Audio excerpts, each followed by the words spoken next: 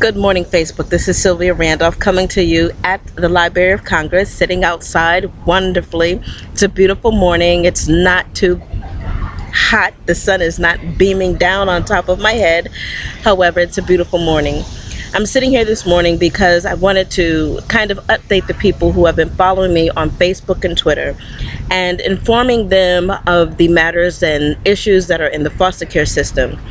Just on yesterday, I was able to pull up two of the most crucial components of the foster care system that needed to be looked at in terms of how to better provide the service and make sure that families are able to be kept together. Now, this again is for those families that may be caught in the system, but also definitely for children who are being neglected and abused.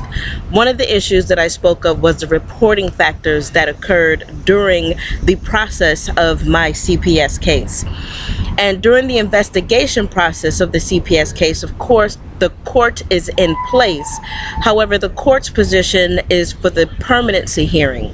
And that is to kind of base itself on allowing and making sure that the family, both mother and child, have their rights upheld, that they be represented in a courtroom. And so this permanency hearing does that process of the investigation, looking at the facts, looking at all of the information in order to make its best ruling and judgment for the child.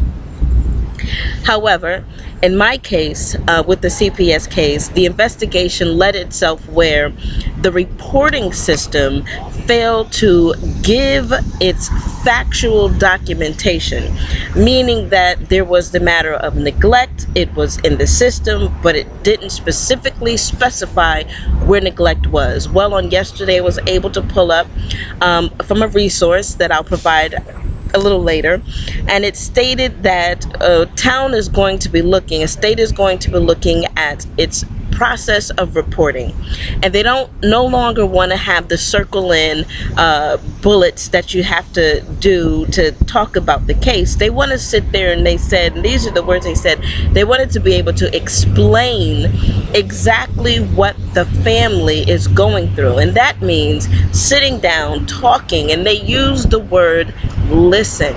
They wanted to listen to the family. The case specific was a mother who had a mental illness situation and was unable to take care of the child. And what they wanted to do was listen to this mother from what her understanding of abuse was, what this was, what that was, and go from there, and not just bubble in mental illness and leave it alone, because it wasn't, as it stated in the media, that it wasn't a very conducive way of performing an investigation, of monitoring a family, of this, that, and the other. And unfortunately, that's what we have today. That's what they're still doing. That's of yesterday. That's a reporting system. That's a bubbling in system that is used, but oftentimes by the time the caseworker or the CPS worker writes out the information, that's not looked at. What's looked at is what's bubbled in. And we have to be a little bit more careful, a little bit more studious, a little bit more responsible to the needs of our children and our families. The second component was called social bonds. Social bonds is another form of funding, or another facet of funding services for the foster care system.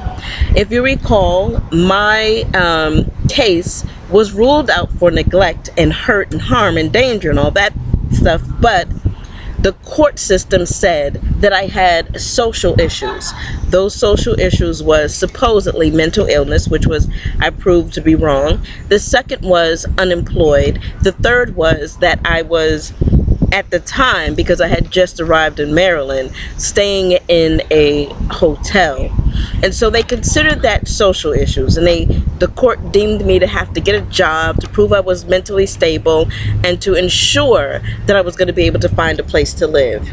So the social bond, one, deals with the facets of the people's money, and it ensures that it's not mishandling or misappropriating funds for the purpose of the foster care system and the measures in which it takes to address the needs of children that are being neglected and abused.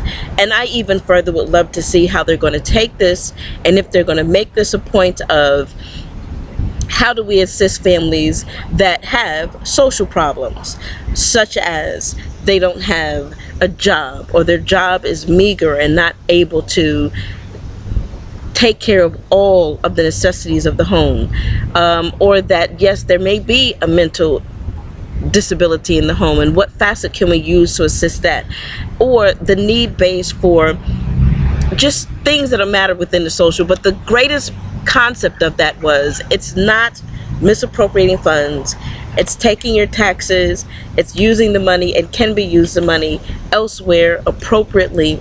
So this specific state took the time to do a little bit of research and figure that out. So I want to say thank you for the new changes that are coming down the pike. One of the greatest changes that I think we still need to deal with and still need to concern ourselves with is the court system, and ensuring that the court system provides its most due process to the child and the mother. Again, this is not for anyone who is seriously being abused or neglected. My point that I'm raising in terms of what's happening in the court system for those families that are caught in the system, the red tape and the bureaucracy. Once the process gets started, how fast can we get it out of the system, out of the court system, so that a family can return itself back to its normal daily activities without being subjected to any scrutiny.